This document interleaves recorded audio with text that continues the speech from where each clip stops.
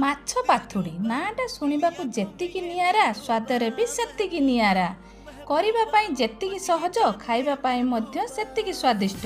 ପ୍ରଥମେ ପୁସ୍ତ 2 ଚାମଚ, ସୋରିଷ 2 ଚାମଚକୁ କିଛି ସମୟ ପାଣିରେ ଭିଜାଇ ରଖିବା।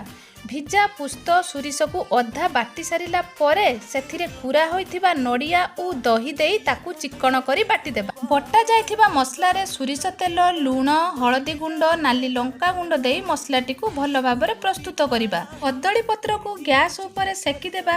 ସେକା ହୋଇଥିବା କଦଳୀ ପତ୍ରରେ ମାଛ ଗୁଡ଼ିକ ରଖି ଭଲ ଭାବରେ ମସଲାକୁ କୁଟ୍ କରିଦେଇ ସେଥିରେ କିଛି କଟା ପିଆଜ, କଞ୍ଚା ଲଙ୍କାକୁ ଦେଇ କଦଳୀ ପତ୍ରରେ ଭଲ ଭାବରେ ବାନ୍ଧିଦେବା। लो टू मीडियम फ्लेम रे 10 मिनिट सिझिबा पई छाड़ी देबा। माछ गुडी को लेउटाई आउ 5 मिनिट सिझिबा पई छाड़ी देबा। एबे प्रस्तुत आमर सुंदर स्वादिष्ट माछ पातुड़ी। मोर एही रेसिपीटी जदि आपण मानकु भल लागि थाए ताहले एही वीडियो को गुटे लाइक, मो चैनल को सब्सक्राइब करिवे। रहिले जय जगन्नाथ।